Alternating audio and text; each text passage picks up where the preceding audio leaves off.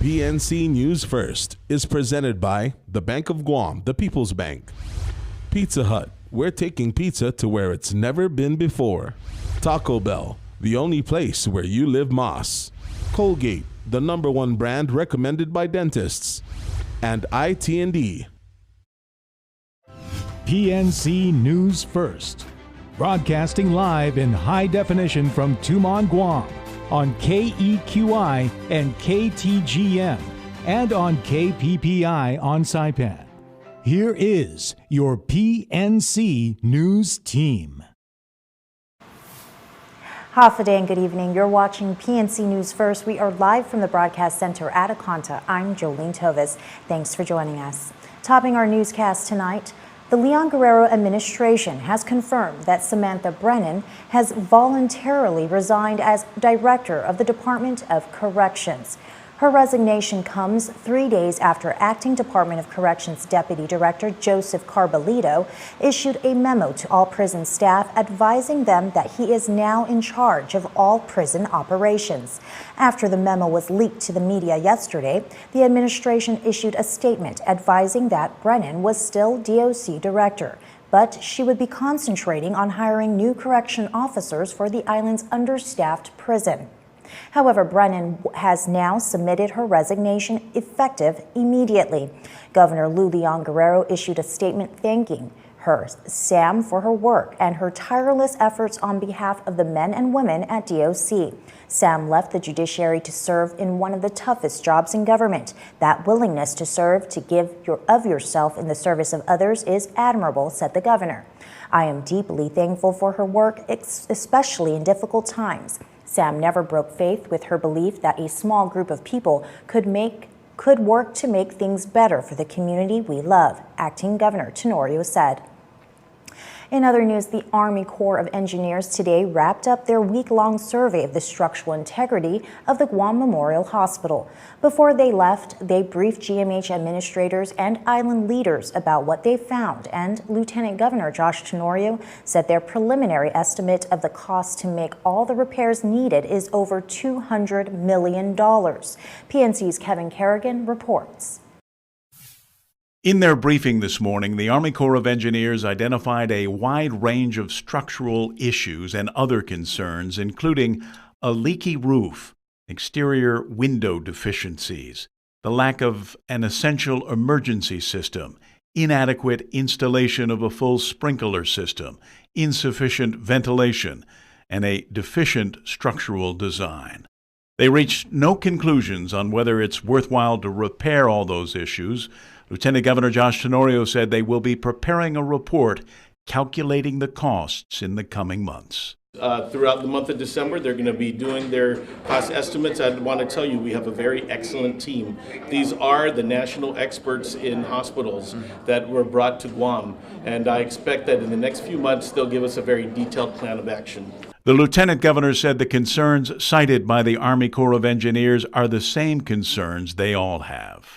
No matter what, either we gut this place or we build a new place, there are immediate things that need to get done, and then they're going to give us a price tag on what it's going to cost to modernize and repair this hospital in its current location and what it will cost to construct a new one. Courses of action would be to either repair the existing facilities with some majors, and like the Lieutenant Governor said, the duct system, the HVAC, the electrical panel, the reliability of the electrical panel, some structural issues that they had mentioned, the roofing, definitely, with the leakages. And so, yeah, those are some of the serious concerns that we have. GMH Chief Planner William Kando said it will be some months before the report is ready. They're anticipating by March of next year. Right. Okay, so that they will have to final. Well, don't forget, they have cost estimators here. They have people that are gathering things. There's plans that they're looking for. The report we have is going to be very detailed. It's going to be really a good blueprint on going forward. The funding to either make repairs or build a new hospital has not yet been identified. Tenorio said the administration will work together with the legislature to figure out a plan to find the money that's needed. The big decision again is, are we going to repair this hospital and bring it up to where it needs to be, or are we going to build a new hospital? And that decision has not been reached yet. Well, it's going to be reached, and it's going to be guided by the report Army Corps gives us. In a couple of months. Kevin Kerrigan, PNC News First.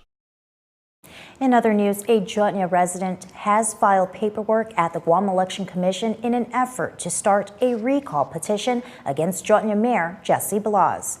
GEC Executive Director Maria Pangilinan confirmed with PNC that a resident named Francisco Highton has submitted a proposed petition format to the commission. Highton is asking the GEC board to review and approve the petition format.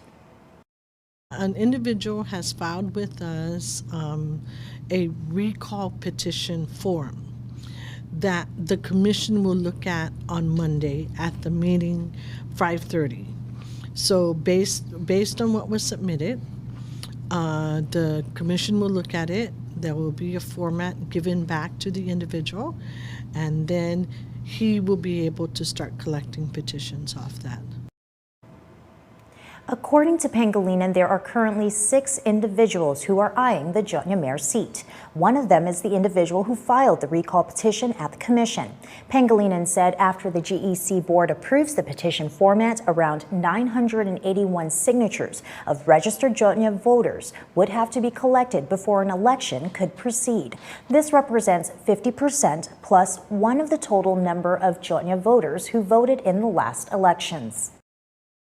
He goes and collects petitions, brings it back to us, and then when he brings it back to us, we can certify whether there's enough valid signatures.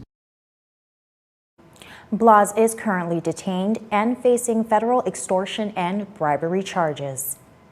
The Guam Power Authority last night recommended a 10% reduction in the price it charges for fuel on your monthly power bill. The Consolidated Commission on Utilities meets next week on Tuesday to consider GPA's proposed reduction of the so-called LEAC rate.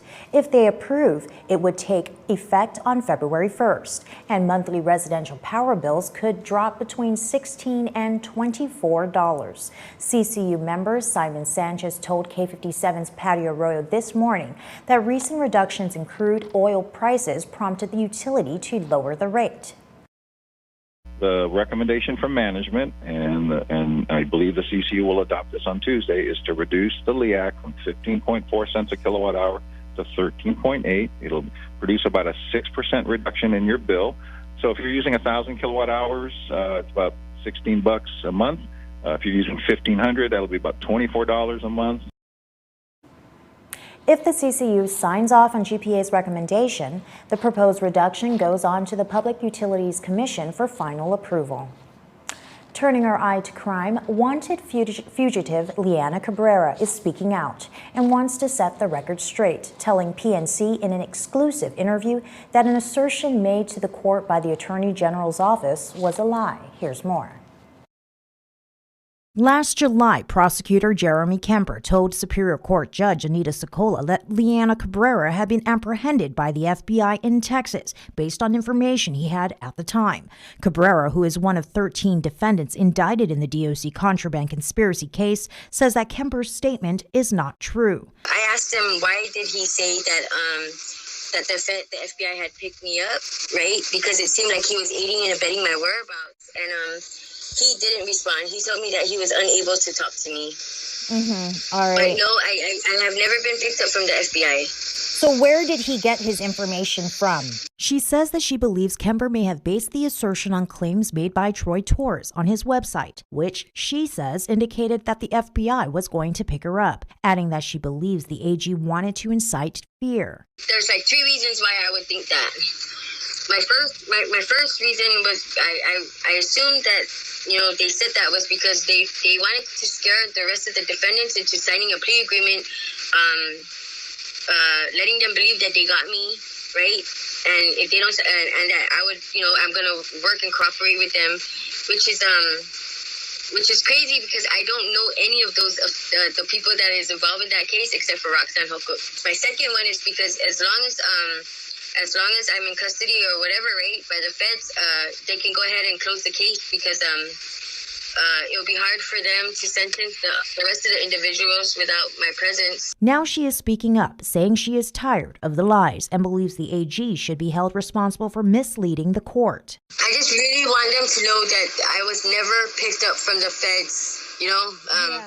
And if we're gonna get in trouble because we lied or we falsified a statement or we even lied to a judge or whatever the case may be, perjury or whatever, I think everybody should be held accountable for the same thing. You know what I mean? I mean, especially Jeremy Kemper, he's supposed to be, we hold high standards for. PNC reached out to the Attorney General's office for a response to the allegations by Cabrera. However, no comment could be made because the case is still active. Cabrera is charged in the contraband case with hindering apprehension and possession of a Schedule II controlled substance. A hearing is set for Monday. In other crime news, a woman who claims she was sexually assaulted by Jeff DeMoses last year took the stand today recalling the night the incident occurred, telling jurors that she knew he was going to do something to her by the way he was looking and coming close to her. Here's more.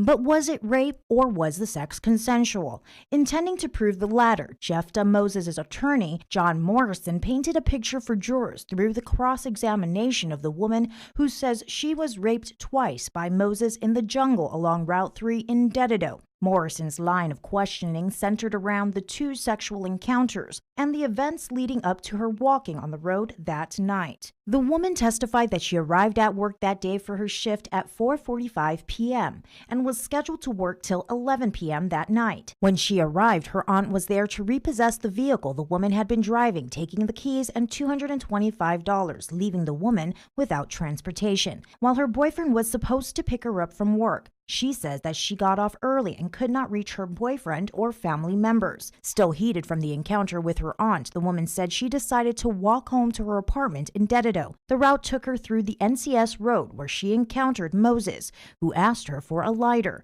Morrison asked the woman if she perceived Moses to be a threat at that point. She testified that she didn't and thought they were going to go their separate ways, further stating that they began talking as Moses asked her questions and asked if he could follow her home, to which she stated no. That's when the victim began to feel that he was going to do something to her.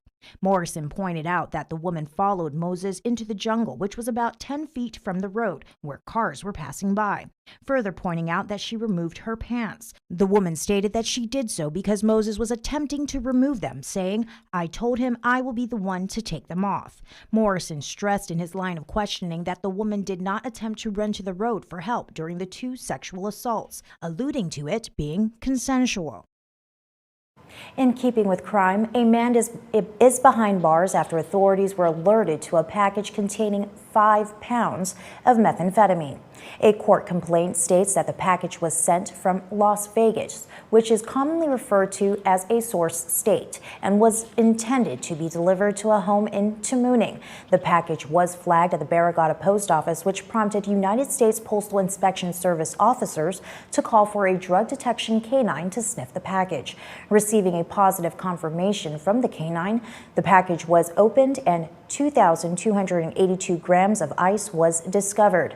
The meth was replaced with sham, and the package was picked up by an individual identified as Justin Navarro. He was being followed by Ricky Mike Camp. Police say they followed both men who drove to the residence in Tamuning, where Camp and Navarro proceeded to the back of the residence. It was at this time that authorities say they were alerted by the tracking device that the package had been opened, prompting authorities to move in. Police say that both men's hands were tested for clue spray and that Camp's hands were covered in them. He was arrested for importation of a Schedule II controlled substance, possession of a Schedule II controlled substance, and possession with the intent to deliver. He was booked and confined. Don't go away just yet. After the break, we'll look at an environmental activist's plea for small islands and the latest census job fair, as well as other stories.